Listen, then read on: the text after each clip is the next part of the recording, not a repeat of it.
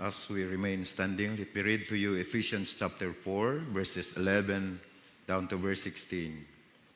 Ephesians 4, 11 to 16. Verse 11, So Christ himself gave the apostles, the prophets, the evangelists, the pastors and teachers to equip his people for works of service so that the body of Christ may be built up until we all reach unity in the faith and in the knowledge of the Son of God and become mature, attaining to the whole measure of the fullness of Christ. Then we will no longer be infants, tossed back and forth by the waves and blown here and there by every wind of teaching and by the cunning and craftiness of people in their deceitful scheming. Instead, speaking the truth in love, we will grow to become in every respect the mature body of him who is the head, that is Christ. From him, the whole body, joined and held together by every supporting ligament, grows and builds itself up in love as each part does its work. Shall we pray? Lord, we commit to you this time of meditation, Lord. We offer to you our hearts and our minds. And Lord, speak to us through your servant today. In Jesus' name, amen. Please be seated.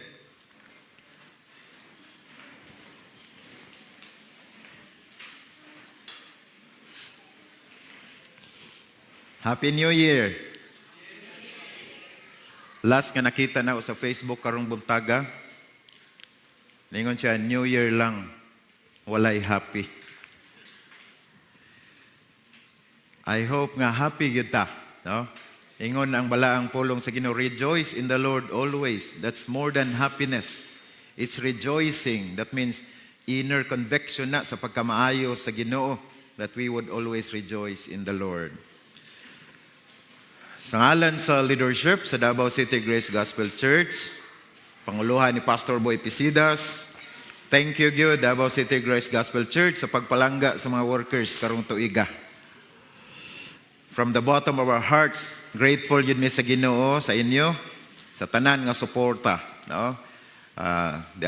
Last 2 days ago, na ay retreat nga gihimo nga ato ang mga ministers centered sa ato music team. And amo yung na-feel ang walay undang nga suporta sa congregation sa tanan nga naga-volunteer sa pag-alagad pinaagi nini nga local church. So, thank you gyud, no? Gikan gyud sa among kasing-kasing. Dayon, padungog-dungog po na kay bagong tuig naman. So, I hope nga sa 2026 padayon gyud ang suporta sa church para sa mga ministers. Sa mga individuals nga nagpangga sa mga ministers, no, sa mga in-kinds, sa mga gifts nga ginapaabot ninyo, dako kay nang boost, no, sa mga workers nato. Lain-lain ang advantage o disadvantage sa mga nagapangalagad sa church, nagapangalagad sa Ginoo pinagi sa local church, o nagapangalagad sa Ginoo pinagi sa inyong workplace. Kamo nga na dito sa workplace, regular gid inyong reporting, no? I mean, daily na mo'y oras, ugod, ana. So, para sa amo, disadvantage na kay kami, dili, pwede raming matulog pa alas 8, no? Ang disadvantage lang kay sa amo, walay time ang, ministers on call. No? Pwede gabiin na kayo, pwede kadlawon, nya, walay off duty. No? Bisag weekends, bisag bakasyon, walay bakasyon ng mga ministers. No? Pero salamat na yung mga outing. Privilege kay ta, daghantag matimbang-timbang yun nga. Makaingon kita nga, maayo yun ang Ginoo sa atong kinabuhi, bisag asa tagibutang sa atong pagpangalagad. Amen? Amen. So, ang passage ganiha gisgutan sa Lamentations chapter 3, Great is thy faithfulness, they are new every morning. Mo na naghatag og hope kang Jeremiah. No? Nga, kung magtanaw siya sa sitwasyon, daghang mga sitwasyon nga, labi na aning panahon na pagsulat sa Lamentations, dili gyud maayo ang kahimtang sa nation Israel. No? Nga gitawag manggani sila apple of God's eye. Nga og sa kanta pa, whoever touches you touches the apple of my eye. Sa laing in English na over my dead body, nag-antos gyapon na gyapon problema sila, no? Sa ilang mga circumstances. Yet ang assurance nga naghata og hope kang Jeremiah, yun siya, great is your faithfulness, and they are new every morning. Every morning, nagaingon ang Ginoo, I am here, I am faithful, and I will be with you. Tunindot kayo nga naon pagsulod nato sa year, sa 2026, this is the first Sunday. I would like to share about New Year, New Steer. Dili ni, or wala kini nag-imply nga theme nga mangita nat butag bag-o nga driver sa atong kinabuhi. But again, let us renew, no? Sa ato ang commitment sa pagsunod yun, sa unsa gyud ang way sa Ginoo sa atong kinabuhi. Gidesign man gyud ta sa Ginoo. Walay tao nga wala giplanuhan sa Ginoo. That's why ang ato mga experiences nga giallow sa Ginoo, na-design ang Ginoo. So mao na ato hisgutan karong buntaga. And I would like to emphasize more on moving together or growing together God's way. Growing together God's way. Sa marriage, mga igsoon, nag-emphasize me sa pre-marriage counseling, panahon sa wedding, nga ang relationship sa husband and wife, dili lang between husband and wife. No? Kundili, ang marriage, na gitawag og marriage triangle. No? Nga, ang center yun, ang Ginoo. God, then husband and wife. So ang kalibutan, ang ila lang yun ahon, ang relationship lang yun sa husband and wife. Na compatibility, no? Pag sinabtanay, pailob, gugma, tanan, no? Naa din ha. But you know, ang core, aning tanan, ang nasa ibabaw, which is God. Nga, the more ang husband and wife mo dool sa Ginoo, the more they get closer with each other. So if we want fellowship, if we want good relationship in the church, kitang tanan yun magpaduol yun sa Ginoo. Kay triangle man gihapon na. I have my own personal responsibility sa akong pagtubo. Ikaw na apo kay imong responsibility sa imong pagtubo sa Ginoo. Pero ang akong encouragement karong buntag nga mag-usa ta, magtinabangay ta. Kang Ginoo naa man gyud kanunay. God is unconditional sa iyang part sa pagpatubo nato. That's why as we enter a new year, nagahisgot tag new calendars, bag-o atong mga kalendar, literal nga kalendaryo, daghan tag madawat. Kung nakita nato atong kauban nga gitagag kalendar, mangayo pud ta din pag-abot sa balay, wala baya pud nato gipang plaster. No? Pero na best calendar among nadawat. No? Gitagaan may calendar igsuon nga naa among kanang family nga portrait pagkanindot kayo, no? Pero pa nako nabitay hinuon pod gyapon pareha sa ubang mga kalendaryo nga among nadawat karon tuiga. No? Pero tan-aw ko murag mig mga contractor tanahon gwapo kayo. Formal jud kayo ba, no? Maayong pagkapili sa picture. Thank you sa mga mahigugmaon nga makaigsuonan. New plans for this year. New resolutions. Nadaghan ani tag 3 days ray lahutay. But the Bible reminds us that a new season without a new direction is dangerous. In other words, may katigumo nimong pamilya, magplano na punta para karong tuiga unsay gusto nato i-accomplish karon. Tigom ta sa simbahan, General Assembly meeting next Sunday. Unsa may atong gusto? Mga igsoon, ang atong hinumduman, ngang direction, gikan Diyos Ginoo. No? So, manay akong mga points, karong buntaga, nga, dili akong gusto, as a leader, dili ang imong gusto, kung dili, unsa gusto sa Ginoo. No? So, bisan pag-unsa kanindot ang sakyanan nato, bag-o kay kag sakyanan, puno kayo gasolina, or crudo, maayo imong tire, bago imong tire. Pero kung ang imong steering wheel problemado, wala gyud maayo. Kung moagi ka sa bukid nun, mabiyahe kag Cagayan, daghang kay liko-liko din na. Kung magsakay ka og bus, di pa kaabot ang lubot ni liko na pud ang ulo. Paspas kayo din ingon ko nga. Maayo gyud nga nay manobela ang sakyanan no. Kay wala ni unsa nga pagpaliko. Samtang gasulti ko ana, joke pero sa kinabuhi di ay ug walay steering wheel ang atong kinabuhi bisag asa lang ta moabot. Ako may numduman di lang nako nganlan pero kapitan daw siya dito sa amo. Nga ingnon siya sa mga kagawad mag-meeting na takap session na ta. Nga Ilonggo man siya wala na meeting no. Matabo lang ya ang matabo. So may tabo lang unsay may tabo. No? Kung inguna na atong church, inguna na atong kinabuhi, wala gyud tay basihanan sa atong assessment sa December 2026, tama? No karon 2025 wala ko kabalo sa imong description sa imong tuig. Na yung uban siguro survival, ang uban success. Pero ang nindot yun ka ng significance. Maabot nato ng I know nga, ang atong church, dili lang survival ang mode sa 2025. Dili lang punta successful, kundi significant yun ang atong church. Amen? Significant. Nga naman, we serve God's purpose. Kay baluta, unsay tuyo sa Ginoo, ug na-serve nato na all through the year. Though, ang ato ang transitions karon tuiga, diri lang sa core, sa ato leadership, pag-assign og specific na mga tasks sa ato mga leaders, and I believe sa 2026 by February, makasugod na kita pag-launch sa ato mga big changes, I mean improvement nga atong ginahimo.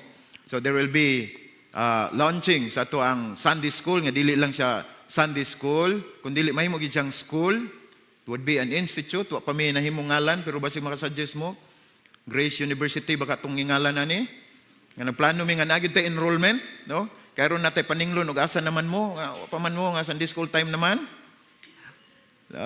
Dayon si Pastor Boy, ang last nga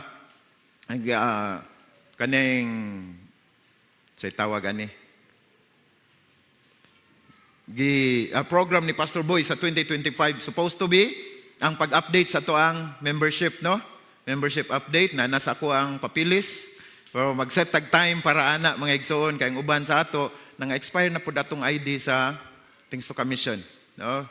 So siguro mag-schedule me with Lloyd para ana, no? Kay concern sa fellowship man sa membership, pag-update sa to mga status, no? Kung single ba or widow. Dayon, another thing, ang sa evangelism, dako kayo ang panlantaw ni Pastor Ayop. O sa atong launching po sa ato ang life groups gyud nga very important gyud sa tanan nga bahin. Kay mo ni ato mga small families. Para ma-feel yun nato ang connection nato sa usag-usa. So ato na i-pray. No? I-relay lang na niya sa ato mga purpose team coordinators. So, Ephesians chapter 4, verse 11 to 16, Paul shows us that God does not just want His people to grow. He wants them to grow in the right direction, toward the right goal, in the right way. So three things ato makita din na: right direction, right goal, and right way. So again, dili lang ni basta nga unsay akong gusto, kay akong gusto dili nimo gusto, ang imong gusto posibleng dili na ako gusto, maglalista di mahurot na lang ang tuig, wala pa tay mahimo. So ang pangutana sa atong New Year's resolution, sa atong New Year plans, o sa atong mga transitions, the question is, who is steering our growth? Kinsa may nag-drive, kinsa man ang steering committee sa atong pagtubo? So usbo na ako, magtinabangay ta mga igsoon sa atong pagtubo sa 2026. Because I need you, and of course, you need me too. Amen? Mao na ang body of Christ na concept, interdependence. I need you, you need me. So, karon, ang pangutana, unsa may ato mga personal steering resolution, base sa guidance sa Ginoo. Number 1, ngay mo nato, is that I will let my God set my direction. I will let my God set my direction. Nadiha sa blank sa inyong mga grace notes. And salamat sa initiative sa worship team. Sa pag-una-una nga naatay Bible reading. By the way, nindot yung kayo nga naatay partner sa Bible reading. So kanang guide nga naa sa inyong grace notes diha sa likod, na mga Bible passages diha. Ang purpose ana nga mabasa nato na the whole week. Next week, another set na pod, hangtod mahurot nato ang Bible. So kanang ato mga passages diha giparis-paris na according to kanang sequence ba, no? Sequence sa history. So dili lang siya nga Genesis to Revelation. So basi matingala mo nga naay Genesis, naay Deuteronomy, naay no, labi na paabot 1 Kings, 2 Kings, Chronicles, magparis-paris na. So wala na nagpasabot nga nang laktod ta. Maayo pagkahanay ana nga Bible reading plan. So I would like to encourage everyone, maybe pag-launch sa atong mga life groups, atong mga life group leaders mo follow up ani, o i-lead ni sa atong discipleship team kay para man ni sa atong spiritual maturity nga pag-abot sa 2025 makabalita tang tanan nga nahurot nato basa ang whole Bible sa tuig 2026. Are you excited? Salamat, murag 5 na, dili lang 3. No? So, I will let God set my direction. You know, walay saktong direction kung wala gyud ang pulong sa Ginoo. Amen. So ang pulong yun sa Ginoo dili man nga passion lang gud, no? So ako nang gibalik-balik tungod kay usahay madala lang ta, malipay lang ta sa ato ang passion. Malipay lang ta ug asa ta gifted naga-minister ta, no? So ingon siya dinhi, I will let my God set my direction. Personal na nato nga resolution ngadto sa Ginoo. Because God sets the direction of the church, the body of Christ, through His gifts. Ang unang verse atong gibasa, ingon siya sa verse 11, Christ Himself, sa daw, gave the apostles, the prophets, the evangelists, the pastors, and teachers. So kaning ato nakita din gift ni sa Ginoo sa church. No? Malipay ko maguna-una nga as a pastor, gift day ko sa church. No? Ang mga ministers ay mga leaders, gift sa Ginoo sa church. Mo gunay una nga gibuhat sa Ginoo after His ascension, tama? No?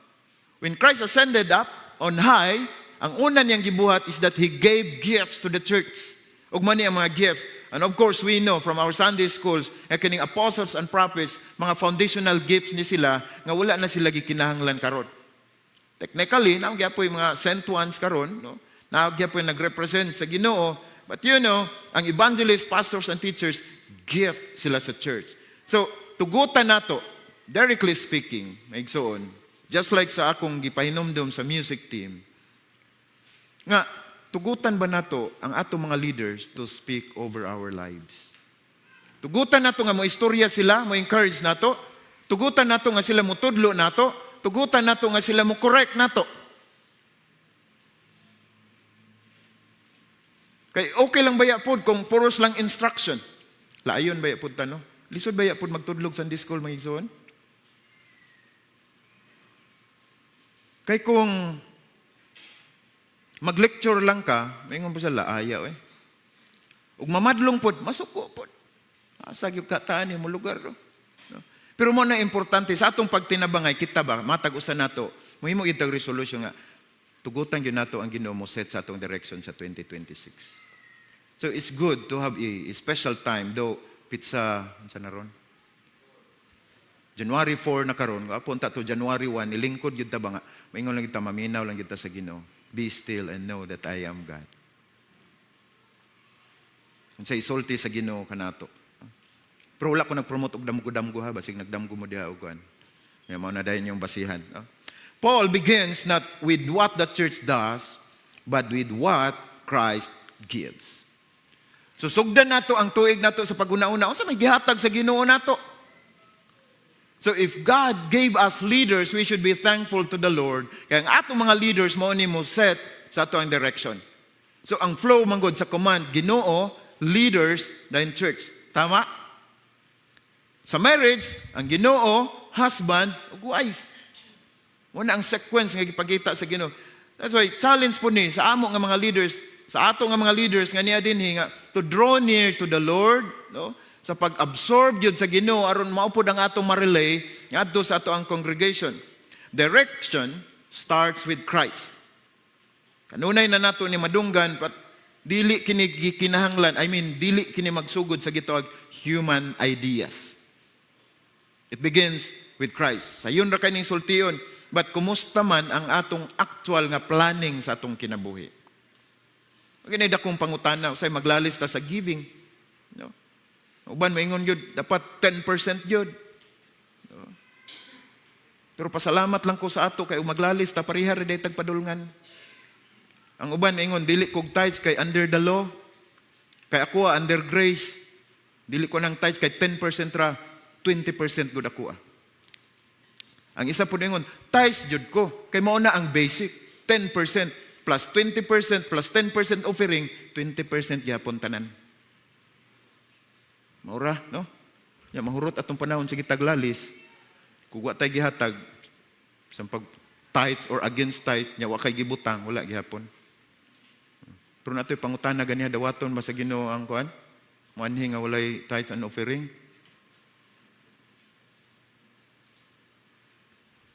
Dawaton oy, no? Walay ni yango kay puro unta na offering na. Padungdungog ni, offering na pud taon niya. Ang Ginoo dato kayo no? Kana man kung giving mga igsoon, management training na sa Ginoo sa ato. Dili na nga pagpadato sa Ginoo, pagpadato sa pastor. Ginaunsa na to pag-manage ato ang income. Pero dili na may ato ang hisgotang karon. No? Direction starts with Christ. These leaders are not given to replace the church, but to equip the saints. Klaro kayo din na sa verse 12. No? Tanawon, for the equipping of the saints. To equip His people for works of service. So ang gift sa Ginoo to the church, ng mga leaders, mo ni mo equip. So kitang tanan di ay equip all the saints. Equip. Ang purpose nga no equip, aron ang tanan nga saints mo do the work. Okay. So Christ is the source of direction. Leadership exists to prepare, not perform everything. So reminder ni sa aton tanan nga nasa leadership to. Nga dili kinahanglan na kitay mo perform tanan. We have to empower the people kay ang gusto sa Ginoo man nga makalihok tang tanan, makatrabaho ta tanan sa assignment nga gi-assign sa Ginoo sa ato individually. Sakto?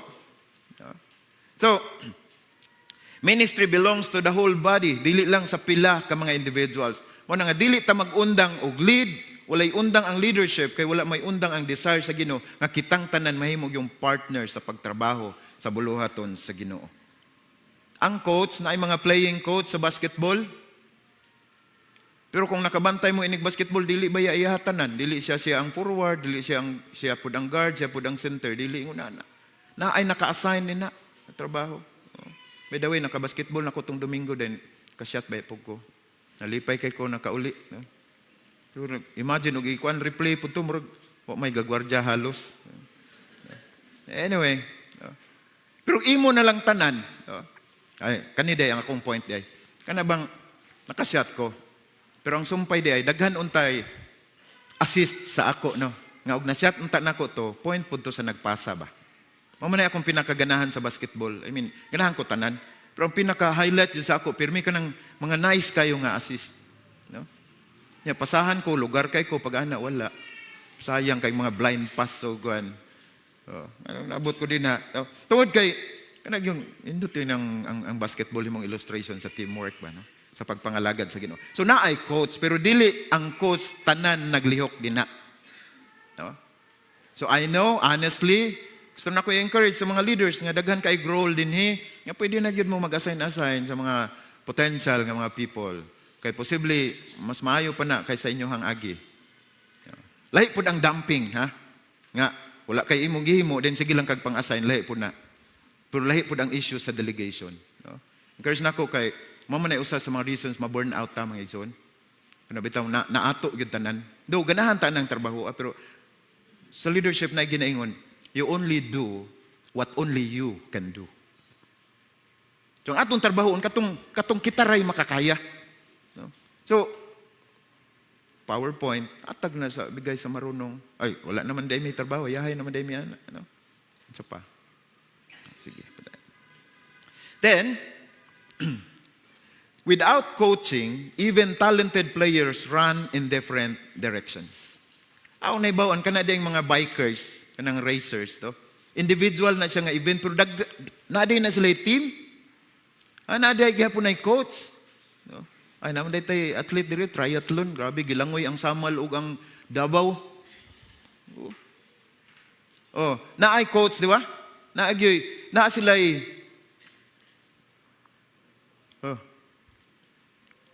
kana bitong tigplano nga kung sa bike diri mo buylo ka, diri mo hinay na pugka, pahuway ka diri dapita.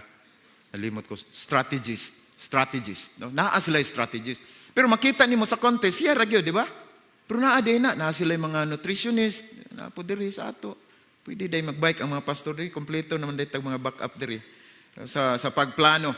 So, bisan pag-unsa ka ka-talented, kung wala kay strategist, wala kay nutritionist, wala kay coach, sayang kayong kinabuhi. Sayang kayong mga talent.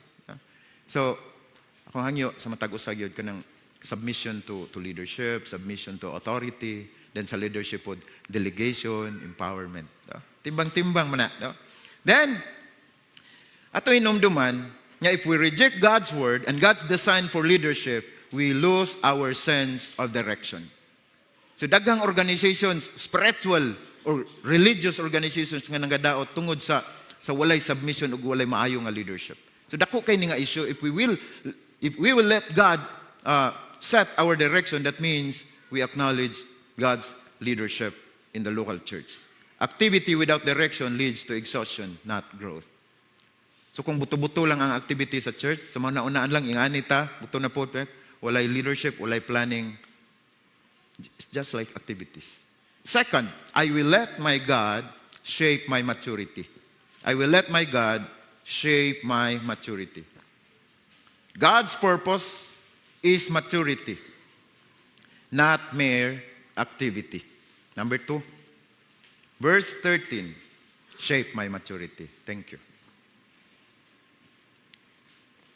Nansira na to. Ephesians 4:13. Until we all reach unity in the faith and become mature, attaining to the whole measure of the fullness of Christ. Paul clearly states the goal. Muni ang goal. No? God's purpose is not endless activity, but spiritual maturity. Dili lang ni pabisihay sa church. It's spiritual growth. So tugutan nato, ang Ginoo may mapatubo nato kay siya may nag-shape, nagpurma nato. Ginaalaw niya, tagaan ta niya pulong sa Ginoo. God's word. We have the Holy Spirit, and I thank our leader nga kanabitang kanang prayer ba nga nag-emphasize yun sa reliance sa Holy Spirit, kaya kung walay control sa Holy Spirit, sayang lang yun niya atong gitawag og worship service. It would not be true worship without the power of the Holy Spirit. Kaya pwede mang routine, ana da mangutag kanta, ana da putag lingkod, maminaw, then muuli. No?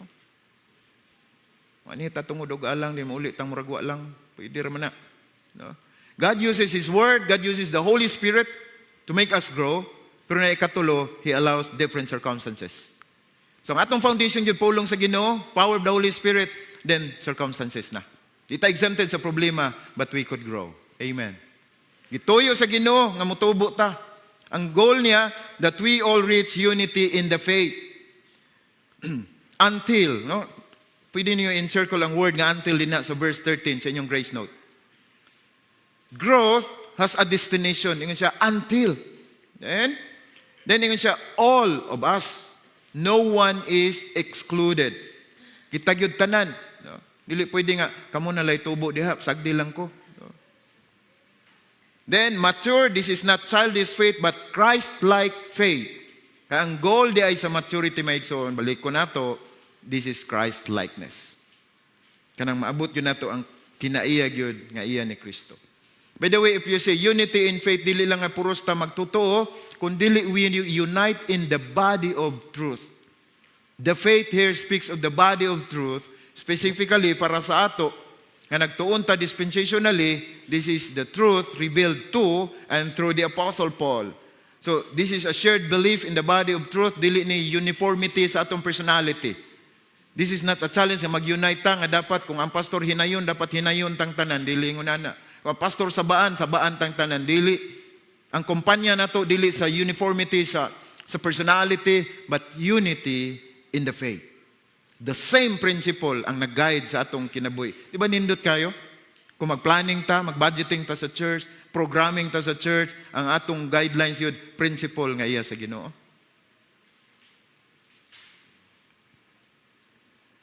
I will let my God shape my maturity. Ang knowledge of Christ nga atong abuton mga igsoon, dili lang ni nga nakabaluta sa dispensations of God, nga daghan tag memory verses, dili lang nga nabasa nato ang whole Bible in 1 year.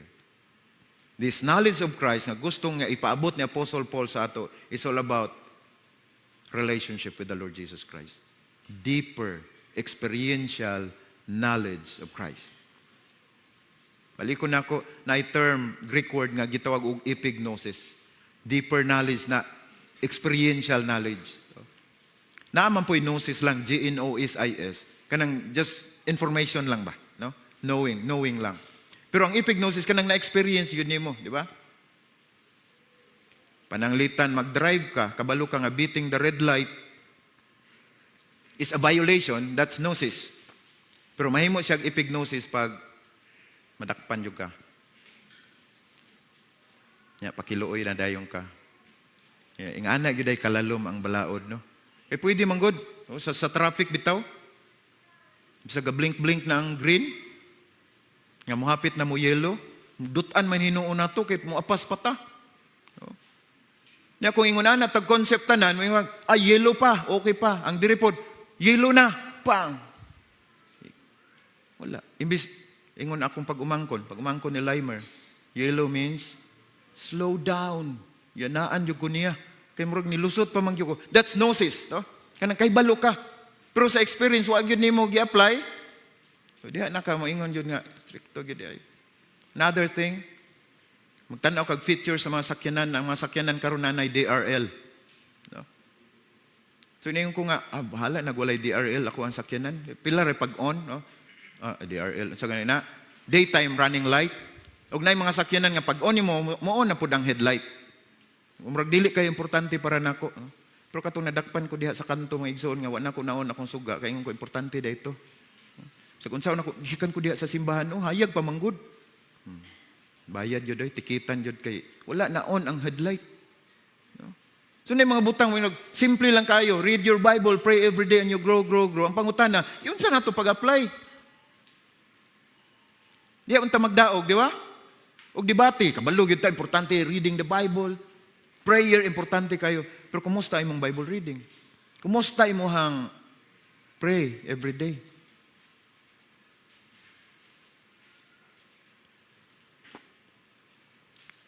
A child growing taller but never growing wiser would concern us.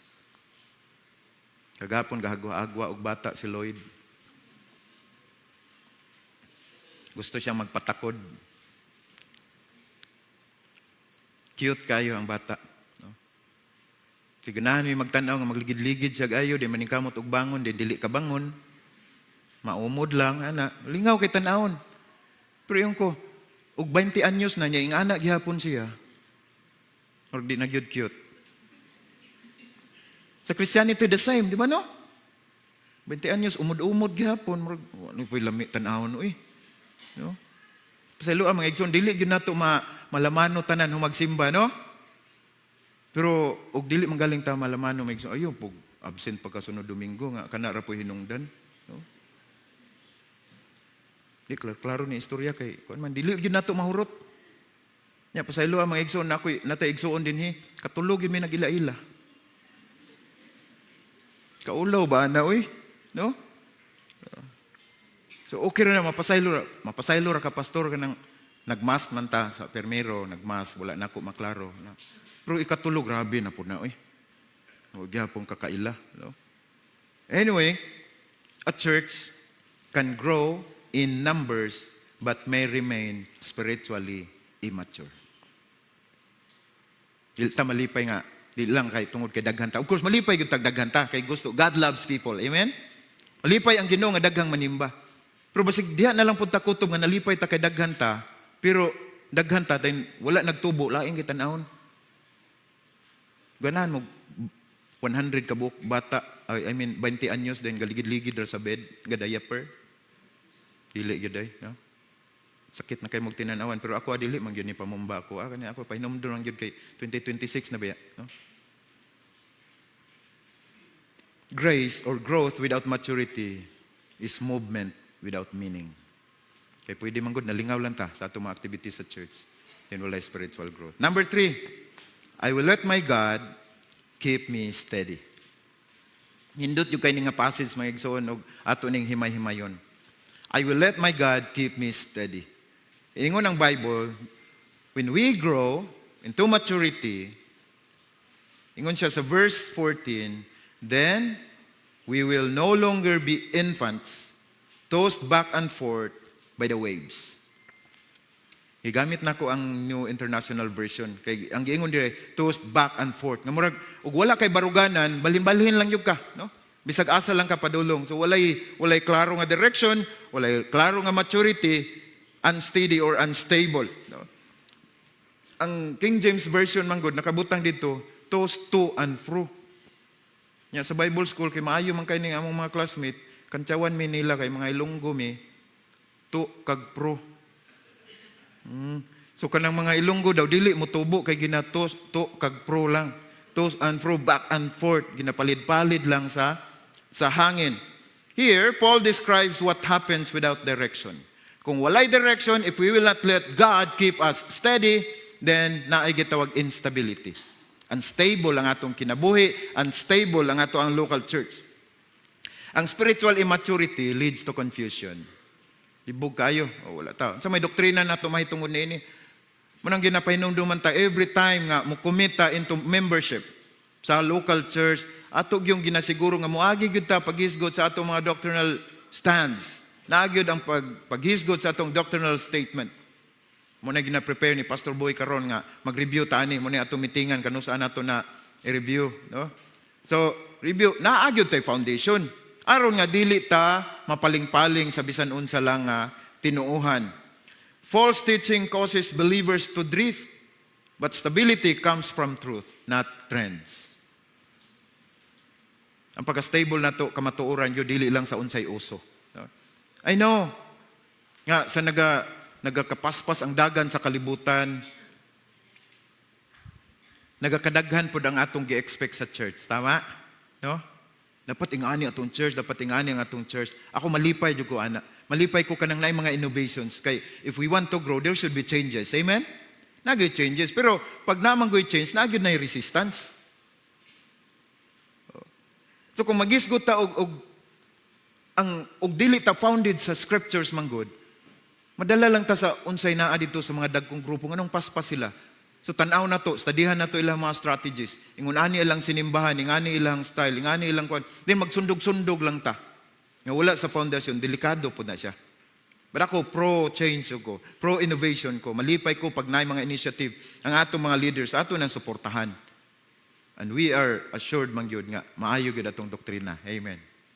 Naata sa eksakto nga doktrina. So, Paul's picture is of a small boat with no anchor. Kung walay leader, walay Jesus Christ nga mag-lead nato sa maturity, then walay, say tawag na, walay principle, muraratag barko nga walay, namatay kapitan din di na lang ako i-explain og daghan, basta ka nang walay magpaliko-liko, mauragya po na sa sakyanan nga walay steering wheel. So, balod lang, daladalaon lang sa balod. So, ma-imagine mo ang barko nga walay pangpaliko. No? Sa unang panahon, murag wala to sa ilalom, nasa layag. No? Nasa layag. So, naagi hapon. So, kung wala tayong unana, no? A church without biblical direction will drift wherever culture pushes it. So, ang trend sa kalibutan, nagakadautan. So, kung wala tayo, dili ta biblically founded, dito gyud ta padulong sa influensya sa kalibutan. By the way, ga-promote ta og Elevate IGBI Advancement Program. Ang desire ni Pastor Ayop og sa team, ang atong mga Bible School, manindot ang facility. Ma-acknowledge sa government. Mahimong qualified, ma-upgrade ang atong mga teachers. Kaya gusto po ta mo produce og maayo nga mga leaders. Kaya ang kalibutan, paspas ang ilang perspective sa leadership. No? Din usahay, maghisgot, unsa naman ni atong IGBI, uy, dili naman maayo. Pero napoy nag-ingon nga, dili man ang IGBI ang problema. Paspas lang ang kalibutan. O niya, ang IGBI kay, maura man gihapon. Yeah? Of course, maura gihapon doktrina. Maura gihapon ang tinudluan. So, pangitaon na ba? So, makasimbahanan nga, ang unsay pud ang ilang nakita sa kalibutan. Manusay, kung confused ta, kung dili ta doctrinally sound, mangita na lang tag mga speakers nga katong mga tawag na motivational speakers, no? So karong panahon na daw usahay magbaylo na ang pastor mahimo ng motivational speakers. Ang motivational speakers gusto pud mag-sermon. Magbaylo kay ngano magpari-parihas na. Dili na nato ma-differentiate kung dili ta biblically founded. So number 3 is I will let my God keep me steady. Again, balik tas pulong sa Ginoo. Balik ta sa pagtuon. That's why mubalik ko emphasize mga igsoon ang atong school, eskwela gid ta. No? Eskwela gid ta sa Bible study, appeal gid ta. No? Stability does not come from avoiding storms, but from being firmly anchored in Christ. So if God sets our destiny, and God shapes our maturity, and He keeps our stability, ang ato na lang yun, verse 15, ang sigingon sa verse 15, speaking the truth in love will grow to become in every respect the mature body of Him who is the head, that is Christ. So atong tanawon kung ang Ginoo wa magiundang trabaho sa atong kinabuhi. So kung mo respond ko sa Ginoo, ikaw mo respond po sa Ginoo, we grow together. If we grow together, the body of Christ grows. The body of Christ grows. So, ang unsay buhaton nato diri, speak the truth in love. So, muprangka ta, pero ang atong prangka, gugma gihapon. Mga igsoon? Prangkahanay man gyud, pakialaman man gyud ang kinabuhing Kristohanon. Pero ang application usahay dili man gud mao kay pag natay nalainan sa iya murag putag pabuga lang gyud sa atong kasuko, wala tay naguna-una og reconciliation. Basta kay pabuga ta okay na ta. But ang confrontation day importante kayo with love. Kay imbalance man na kung sa parenting ang love man gud, two sides ang love. Naay hard side ug naay soft side. Ang hard side mao na ang girepresent sa papa, discipline. Ang soft side, ang care, girepresent sa mama. Manang pasalamat yun nga natay mama o natay papa. Sa church, importante po ang binadlungay. Pero hinumduman na to, when we badlungays, we should badlungays in love. With love. Amen? So, tinabangay ta mga igsoon, ka ako na ko'y weakness, ikaw na po kay weakness. Kapwede ang akong weakness o ang imong weakness. Akong weakness, wala ako makita, pero ikaw nakakita ka. Ikaw na kay weakness, ako nakita. Pwede yung kumusulti nimo. No, ka na ba i-allow na to itong kauban nga magsinulti ay ta? Okay ra na mga igsoon? Kung dili ta okay, magbulag na lang ta. Kaya ang growth ay dili harsh. Dili harsh ba nga? Sige ra pong pamadlong yun. Yung kadaliyok na to, atong liningkuran, badlungon, atong pinakbakan, badlungon, lain po kayo na. No? Dili na ta igsuon sa pagtuwa na, mga pulis na ta na. Yung sitag bantay sa kuan, kalinaw, no? So, truth alone can won. No? Love alone can mislead. So, muna sa parenting daw, kung ang papa ang magbuot, ang anak pwedeng mahimong rebellious. Kung ang mama lang pwedeng pauyunan, pwede ang anak mahimong spoiled. So, dapat balance yun. Na may guna-una nga prangkahan. Ayaw pa humana ang 2026. Pero prangkahi sa gugma. Truth spoken in love keeps us moving in the right direction. Ang road signs, kabaluta nga na crossing sa unahan, na pedestrian crossing, na school, kabalutaan na. No? Guide na nato. Pero napoy guardrails diha, pag-protect po nato. So mo na ang truth, ug mo na ang gugma. The road signs represent the truth, and the guardrails represent love. Nga dili gyud ta mga hugno sa atong kinabuhi. Magtinabang ita. Then verse 16. From whom the whole body joined and held together grows and builds itself up in love as each part does its work. Again, na-reminded ko sa atong project sa Grace Peak sa Salaysay, nga na-amaze jud ko nga gikan sa Vietnam gi-assemble yung pag-abot diri itaod niya masyat man gyud sa mga buslot-buslot, no? Ano ba?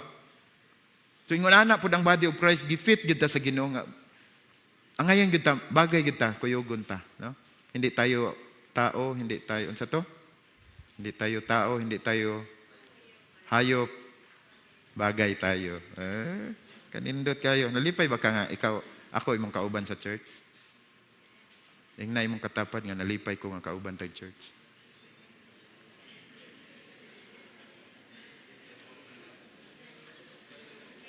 Mangutana kung anong nalipay man ka.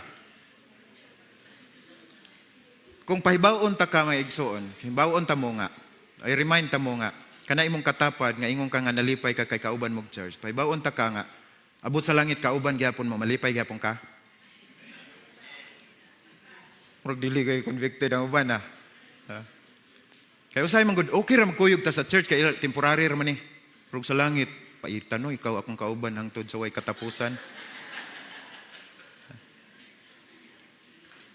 Ano ang giingon sa Ginoo fit gyud ta ba for each other? Ato na hinumduman, wanang uban maingon, practice ta daan diri kay sa langit, wala bay bulagay dito. Okay man diri kay may ubos ta pwede ron ta bulag-bulag kadyot din maulian ta balik na punta no. Pero sa langit wala ingon ana. So Paul ends where he began. With Christ as the source and the body working together, kita, every part matters. Every role is necessary and growth is a shared responsibility. Because a new year with a new steer leads to a church that grows God's way. Shall we bow down our heads? And maybe we should make a personal commitment to the Lord. Tuguti ang Ginoo, inya siya, Lord,